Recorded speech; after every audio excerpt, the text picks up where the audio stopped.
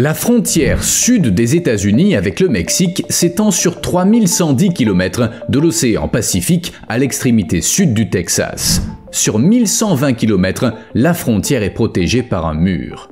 Et pas une simple clôture, mais une énorme barrière en acier de 9 mètres de haut avec des espaces de seulement 10 cm entre les poteaux. Impossible de s'y faufiler. Les poteaux carrés ont un diamètre de 15 cm et quelques. Les entreprises de construction ont même dû remplir les sections inférieures de béton et dans certains cas les renforcer d'acier pour compliquer leur découpe. De plus, la structure est peinte en noir. Donald Trump, qui en a eu l'idée, voulait que ça rende la barrière plus chaude au toucher afin qu'elle brûle les mains des migrants illégaux.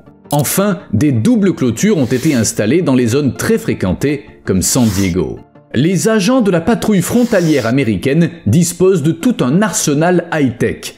Des caméras à détecteur de mouvement, aux drones et aux aérostats attachés qui planent haut au-dessus de la frontière, offrant 24 heures sur 24 une vue à 360 degrés.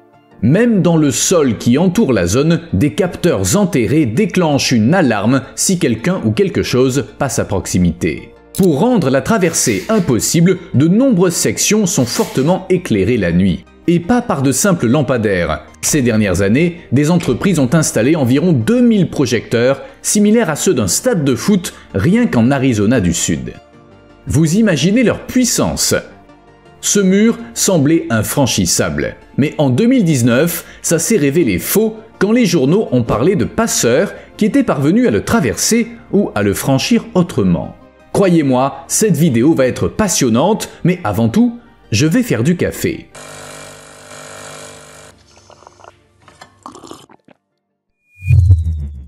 Voici un rappel discret de laisser un like si vous avez tendance à oublier d'ici la fin de la vidéo. Pour commencer, précisons que cette histoire de mur a débuté avant la première présidence de Trump dans les années 1990. C'est à ce moment que les premiers kilomètres de clôture sont apparus le long de la frontière. À l'époque, Bill Clinton était président.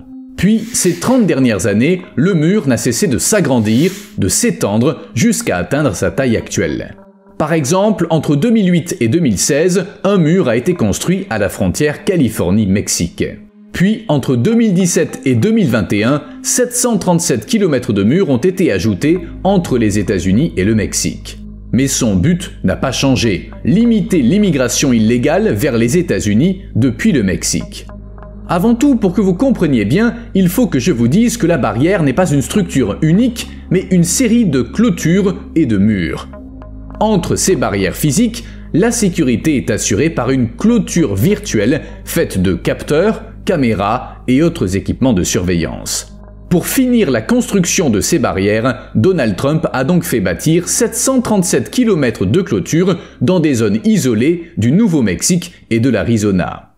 Il prévoyait d'en faire construire 400 de plus, mais il a perdu l'élection et la construction s'est arrêtée. À la place, l'administration Biden a demandé au Congrès de financer non pas la construction de clôtures, mais d'autres moyens pour améliorer la sécurité frontalière.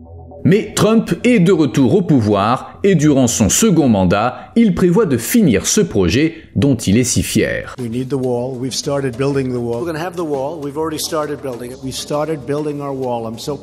C'est pas étonnant, car le mur à la frontière avec le Mexique était au cœur de sa campagne de 2016 et il en a fait un symbole de sa présidence. Certes, il voulait au départ construire un vrai mur en béton, mais le personnel du département de la sécurité intérieure l'en a dissuadé. Il ne voulait pas perdre la capacité de voir facilement de l'autre côté. Cependant, il est vite devenu clair qu'aucune barrière ni technologie ne suffirait. Selon des rapports non publiés des douanes et de la protection frontalière, de 2019 à 2022, des gangs de passeurs mexicains ont ouvert 3272 passages dans le mur afin de traverser la frontière. Comment ils font? En fait, c'est plus simple qu'on ne l'imagine. Les gangs de passeurs coupent la clôture avec des outils électriques bon marché, trouvables dans des quincailleries comme des meuleuses et des scies de chantier. Pour couper un poteau ainsi, il faut moins de 20 minutes si l'équipe travaille en binôme avec 2 scies. Une fois les poteaux hauts de 5 à 9 mètres coupés au niveau du sol, le seul point d'attache restant est le haut de la structure. Les poutres en acier pendent alors dans l'air comme de grandes chatières. On peut les ouvrir d'une simple poussée, créant un espace assez large pour que des gens puissent passer en transportant ce qu'ils veulent. Les gens familiers des tactiques employées par les passeurs disent qu'ils travaillent la nuit à l'abri de couvertures pour cacher les étincelles et étouffer le bruit. Ils emploient aussi des guetteurs pour avertir les équipes de coupe quand la patrouille approche. Détail important, il suffit de couper une petite porte, après quoi les passeurs peuvent revenir encore et encore jusqu'au jour où les dégâts sont découverts et le trou bouché. Les passeurs n'ont alors plus qu'à en faire un autre ailleurs. Les équipes les plus actives sont en Californie. La patrouille frontalière d'El Centro a signalé le plus grand nombre de violations, 1867, suivi par celle de San Diego avec 866 violations. En mars 2021, des passeurs ont même ouvert une section entière de la clôture faite de poteaux dans le secteur d'El Centro, créant un espace assez large pour que 2 SUV y passent.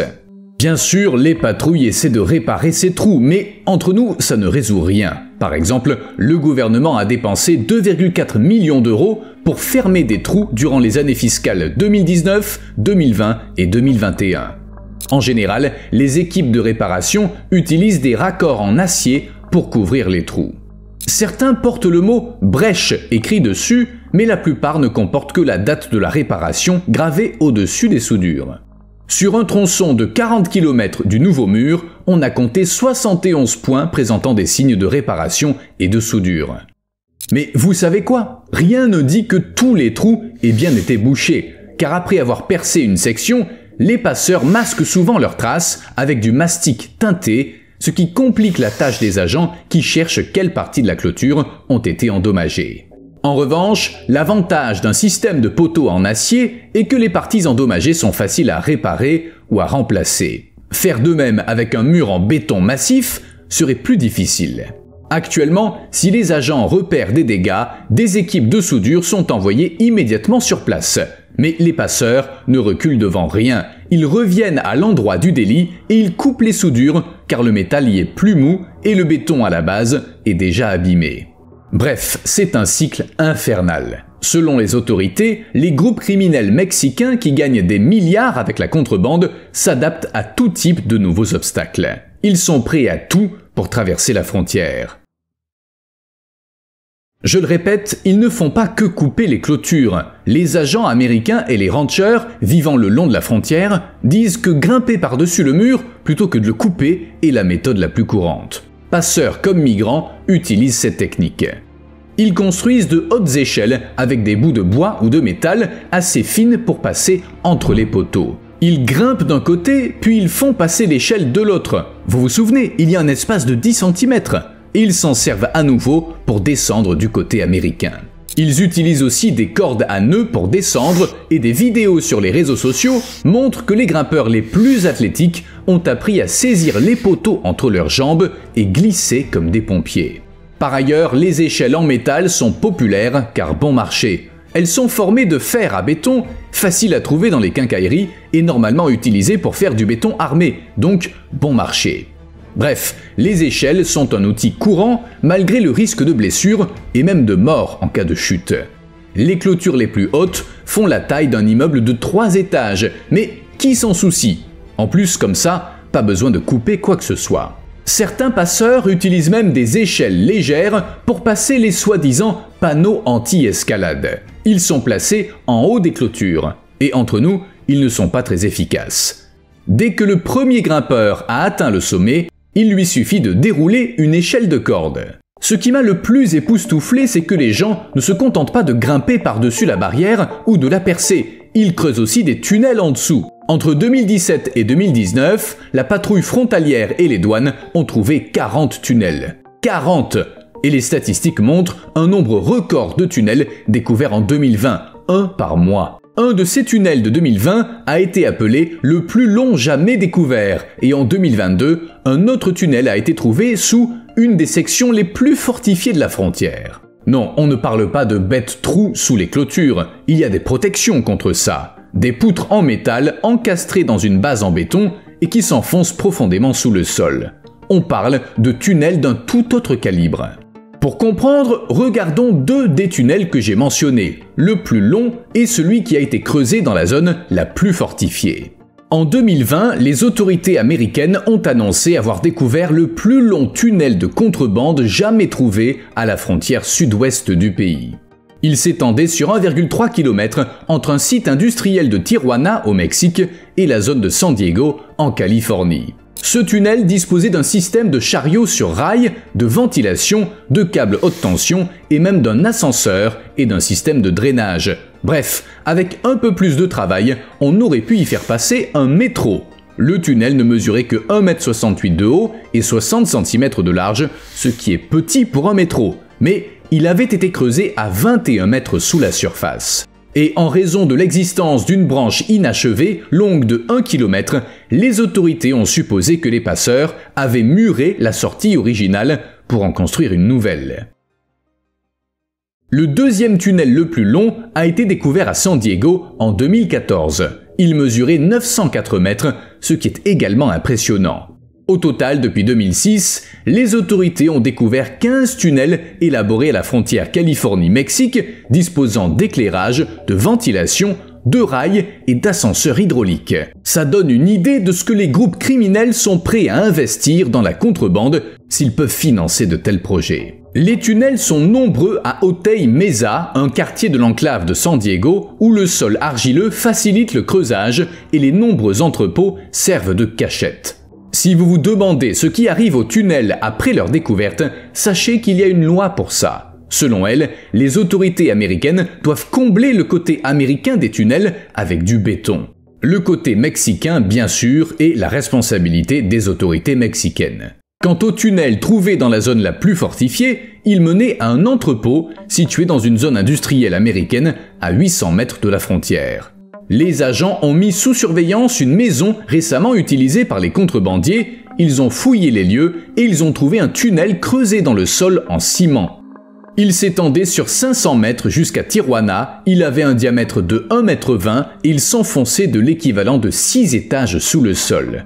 Et comme je le disais, il se trouvait dans la section la plus fortifiée de la frontière. Les passeurs ne font pas que creuser ces tunnels, ils en dissimulent l'entrée de façon inventive.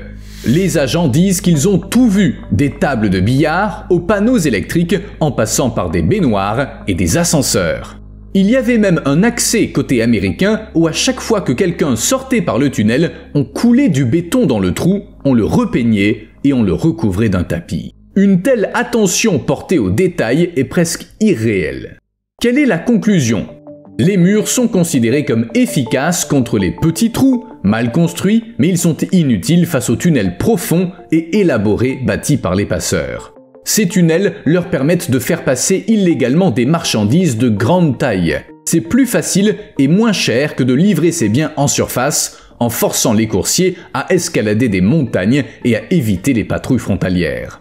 Et comme la contrebande rapporte beaucoup d'argent, ils peuvent investir de grosses sommes à ces fins.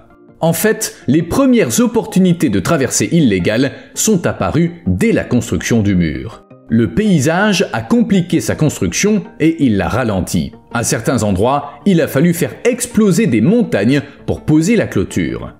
Or, vous vous en souvenez, la construction n'a jamais été terminée, le gouvernement a changé et le mur est resté inachevé. Les constructeurs sont partis, laissant derrière eux un paysage marqué et un dépotoir de panneaux de clôture empilés par centaines. Voilà le résultat, un site préparé mais pas de clôture. On peut même voir que le mur s'arrête soudainement là où la construction s'est interrompue.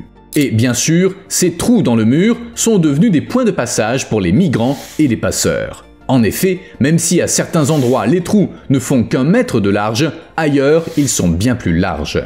De plus, par endroits, les habitants n'ont pas donné leur autorisation quant à la construction. Par exemple, le long du Rio Grande au Texas, presque toutes les terres sont privées, ce qui a causé des complications. Dans leur hâte de terminer le mur avant que Biden n'entre en fonction, les équipes de construction du sud de l'Arizona ont ignoré certaines portions qui nécessitaient des travaux supplémentaires.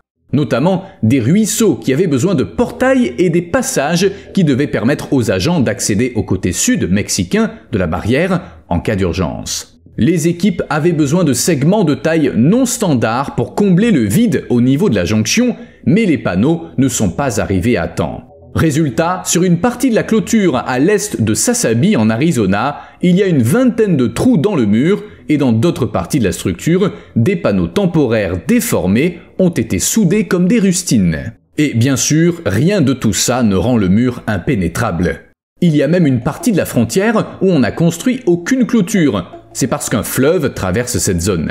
La longueur de la frontière avec le Mexique est de 3145 km, dont 2020 km longent le Rio Grande et 1125 km sont terrestres.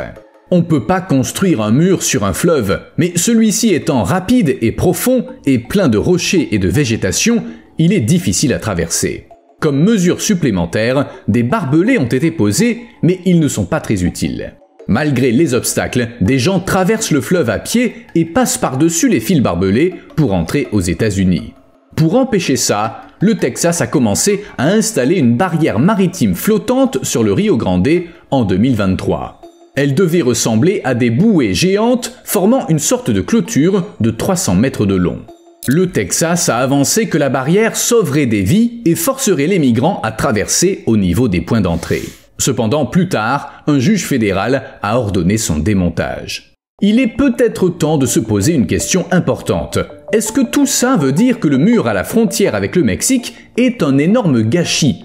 Pas tout à fait. Malgré les trous, il reste un outil précieux en combinaison avec l'emploi de technologies de surveillance et de personnel spécialisé.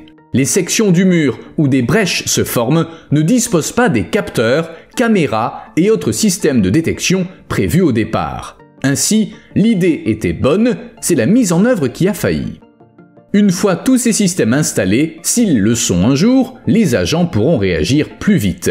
Dès le début, il était clair qu'aucune structure, peu importe ses qualités, ne suffirait à barrer la frontière totalement. C'est pourquoi tout un système a été développé, barrières physiques, technologie de surveillance et déploiement rapide d'agents. Tous ces composants doivent fonctionner de concert, c'est-à-dire en même temps.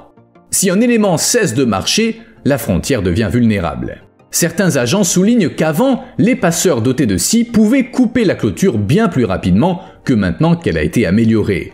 Les petits trous créés en coupant les poteaux ne laissent passer qu'une personne à la fois, rendant plus difficile pour de grands groupes la traversée de la frontière. Certains pensent que le projet est un gâchis qui a coûté 13,8 milliards d'euros et coûte encore des millions d'euros par an en entretien alors qu'il n'est même pas terminé. Mais le second mandat de Trump vient à peine de commencer. Nous verrons quel sera le futur du mur. La nouvelle du jour est que j'ai trébuché, mais je ne suis pas tombé. Drone de livraison. Tard dans la nuit du 24 avril 2015, un jeune homme de 19 ans se tenait dans un champ à quelques centaines de mètres au nord de la frontière. Quand un drone lancé depuis le Mexique a surgi de l'obscurité, il a utilisé une télécommande pour lui faire lâcher un paquet emballé dans du papier bulle. Ça s'est passé 4 fois sur une période de quelques heures, après quoi l'homme est parti en voiture avec un ami. Cependant, il ignorait que les agents des douanes et de la patrouille frontalière avaient tout filmé. Je pense que vous avez deviné ce que le drone transportait du Mexique aux États-Unis.